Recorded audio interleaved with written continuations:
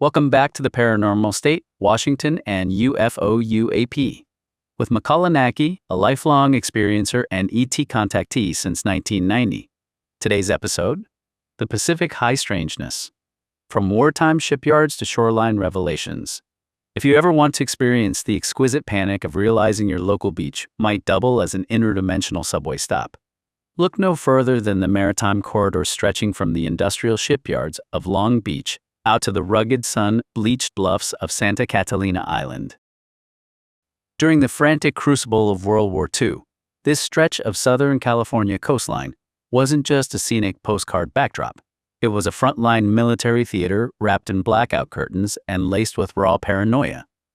While Long Beach hummed 24 hours a day building Liberty ships and locking down its airspace with early warning SCR-270 radar systems.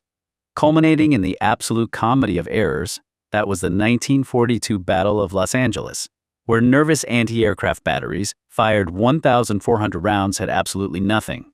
Catalina Island was undergoing an even stranger metamorphosis. Just 26 miles offshore, the Wrigley Family Resort was tightly shuttered by the military. The island transformed overnight into a heavily restricted strategic asset, bristling with secret listening posts, coastal radar arrays, and intense anti-submarine warfare (ASW). Training grounds scouring the deep trenches of the San Pedro Channel for enemy U-boats. Naturally, when you saturate a pitch-black ocean with stressed-out lookouts, active sonar pings, and military radar sweeps, things start showing up on the instruments that make basic naval logic weep. Naval patrols operating hydrophones in the deep basins occasionally logged erratic, high-speed submerged contacts, moving with acoustic signatures, unlike any conventional diesel-electric submarine. Forming the bedrock of early West Coast USO, unidentified submerged object, lore. Meanwhile, military flight crews conducting anti-submarine patrols reported silent, glowing spheres and fast-moving disks, shadowing their multi-engine aircraft, mirroring the Foo Fighters lighting up European skies. The modern high-strangeness phenomenon didn't wait for the post-war saucer wave of 1947.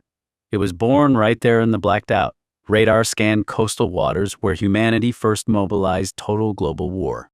Fast forward past the war years, and Long Beach settled comfortably into its role as the quintessential American UFO paradox. Unlike some lonely, forgotten desert test range, Long Beach is an intensely populated urban port city. Yet, its historical and geographical ecosystem creates a uniquely chaotic stage for anomalous reports. As the beating heart of Southern California's aviation and black project development, cradled by the legacy of Douglas aircraft and nearby aerospace hubs, like Lockheed Martin's Skunk Works, the skies overhead have buzzed with experimental tech for decades. Whenever classified drones, prototype surveillance platforms, or stealth craft test their wings over the Pacific, civilian onlookers naturally catch glimpses of bleeding-edge hardware that defy easy identification.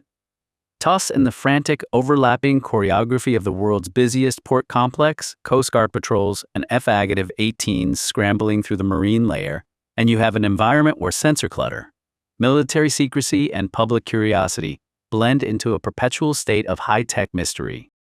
If Long Beach is the industrial gateway, Santa Catalina Island is the undisputed epicenter of Southern California high-strangeness. Rising sharply out of the Pacific, the scenic island and its surrounding deep water trenches have accumulated decades of breathtaking lore. Because the island sits directly adjacent to active, highly restricted military operating areas, intersecting with naval weapons testing and electronic warfare exercises originating from Point Mugu and Naval Base Coronado, it serves as a playground where classified U.S. military technology, like unacknowledged drone swarms or electronic spoofing platforms, routinely rubs shoulders with truly anomalous radar tracks. Beyond conventional military secrecy, local fishermen and sailors have spent generations reporting massive, glowing underwater disks entering and exiting the deep trenches at speeds that water resistance physics should render entirely impossible. Isolated from mainland light pollution, island campers regularly log erratic, zigzagging lights and stationary orbs over the interior hills that make a mockery of conventional aviation. This brings us to a fascinating thought experiment, exploring what might actually be lurking in those deep Pacific trenches. While you won't find this tale in standard history textbooks, it dives straight into the psychological core of the modern experiencer narrative.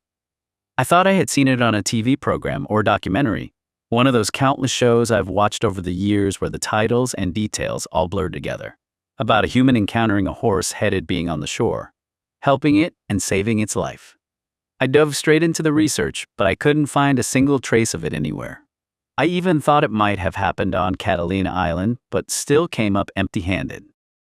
There is something genuinely amusing to me about the image of a human standing on a shoreline, staring down at a stranded horse-headed being and thinking, well, I guess I better help it. Imagine walking the isolated beaches of Catalina Island in the freezing gray light of dawn, only to stumble upon an anomaly washed ashore by the tide. It is not a down drone or a weather balloon. It is a living biological entity. To your startled, sleep-deprived human eyes, its anatomy defies terrestrial logic, featuring an elongated, heavy-set facial structure that your panicked brain desperately tries to file under the only familiar category it can muster, a horse's head. As any seasoned experiencer, our cognitive scientists will tell you, the human brain is hopelessly ill-equipped for interdimensional geometry. When forced to process an extra-dimensional being, our deep-water cosmic traveler, our pre-programmed linguistic and visual filters scramble like a cheap laptop, trying to run virtual reality. We see a horse head simply because our terrestrial minds cannot fully translate the complex, perhaps amphibious architecture of the visitor standing before us. The stranded entity is struggling against earthly gravity and the crashing Pacific surf. This is where the standard human narrative usually takes a grim turn, because, historically speaking, humanity's default reaction to the unknown is to panic, capture, or shoot at it. But in this rare instance, the human does not call the military, run away in terror, or whip out a smartphone to exploit the moment for social media clout. Instead, they choose compassion. They step straight into the freezing water, using their own physical strength to help the exhausted alien entity back into the safety of the deep water currents.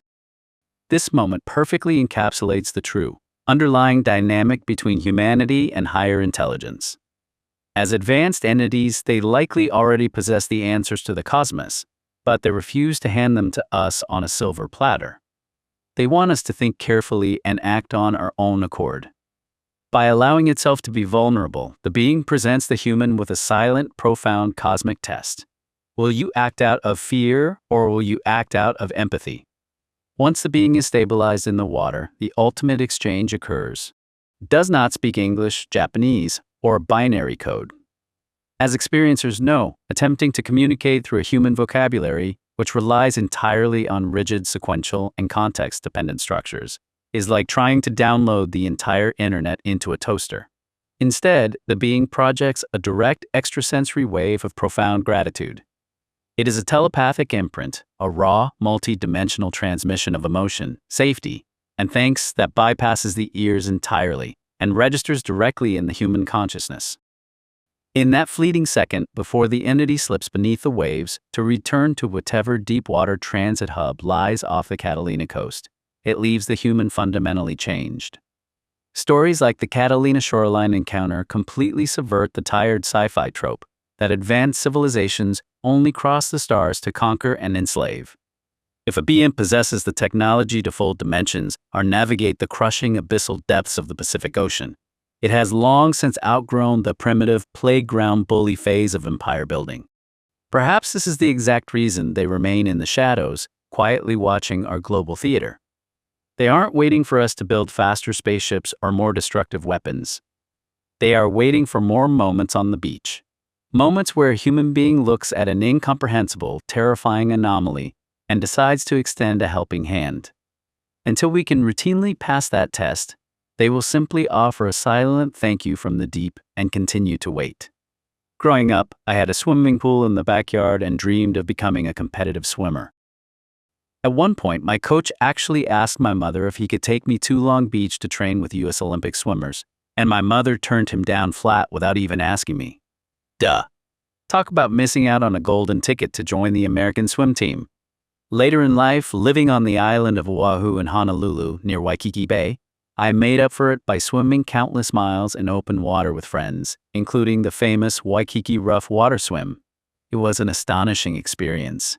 Back then, before it was prohibited by federal law, I used to dive into the ocean to swim with wild dolphins whenever I wanted. Now, of course, swimming with spinner dolphins is banned anywhere in U.S. waters.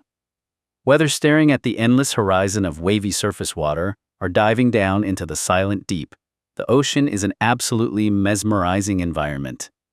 And speaking of swimming with dolphins, those magnificent marine mammals truly communicate through telepathy and frequencies. I've made conscious, deliberate contact with them several times underwater, as well as with humpback whales. Even so, for all my time in the blue, I've never bumped into an extraterrestrial or an interdimensional being down there. I've only laid eyes on a USO a few times myself, once off Waikiki at night, and another time over the water near the beachfront hotels in the Kapaa district on the island of Kauai. Yet, some people experience the ocean on an entirely different plane. Take Joan Ocean, a legendary pioneer of wild dolphin swimming based out of Hawaii's Big Island. While the rest of us go snorkeling to look at colorful fish and maybe take a mildly blurry selfie with a turtle, Joan has spent decades documenting interactions that make standard marine biology look like a walk in the park. She isn't just swimming with spinner dolphins, she's reporting full-blown, interdimensional extraterrestrial encounters happening right beneath the surface of the Pacific. According to Joan and her longtime collaborator Jean-Luc Boisily, the dolphins aren't just clever marine mammals, they are basically the local tour guides and spiritual life coaches of the multiverse. When you swim with them off the Kona coast, space-time apparently starts to dissolve. Participants don't just swim, they enter altered states of consciousness, receive telepathic downloads, and feel like the dolphins are acting as anchors for entities operating completely outside our physical reality. Beyond the cetaceans, Joan's work dives headfirst into sightings of luminous non-physical celestial beings hanging out in the blue abyss. In the wild world of contactee lore, the ocean, especially deep island chains like Hawaii, acts as a cosmic driveway where interdimensional consciousness intersects with human awareness. It all points to a rather humbling truth about our own backyard. Our blue oceans remain the ultimate uncharted territory on Earth. We can map the surface of Mars with staggering precision, yet the deep ocean trenches right here at home are still total mysteries. If an advanced civilization wanted to set up shop away from prying human eyes, where better to hide than the crushing, lightless abyss? James Cameron tried to warn us back in the 1980s with The Abyss, and honestly, he might have been closer to the truth than we care to admit. Ultimately, Joan Ocean's decades in Hawaii bridged the gap between marine ecology and high-strangeness mysticism. She reminds us that while we spend billions staring up at the stars looking for alien life, the answers might actually be waiting for us down below, surrounded by dolphins, swimming through a dimension we are barely evolved enough to comprehend. Whether we are talking about humans versus non-humans, dolphins, whales, UAPs, UFOs, USOs, extraterrestrials, or interdimensional consciousness, it all feels kind of the same to me. We can communicate with them in a peaceful way. They are not our enemies. We all share this planet together. What we truly need is to open our minds so we can connect and communicate with them. To be continued. Watch and listen. Watch the cinematic video trailer. Listen to the full podcast now. Explore the archived Cosmic Awakening Volume 1, 1991, Peru, Journey into the Unknown. Sacred Valley of the Incas. Volume 2, Ascension 2012, The Golden Alchemy. Part 3, The First Contact and the Paranormal State. Join the journey. New episodes drop periodically. Each chapter delivers a tight, hyper-focused 10 to 30-minute exploration into the evolution of ufology, perfect for your daily plunge into decoding hidden messages from outer space, designed to raise awareness and foster human evolution. Subscribe to support your inner development. Thumbs up to help push our channel through the algorithm. Comment below. Share your thoughts on today's episode.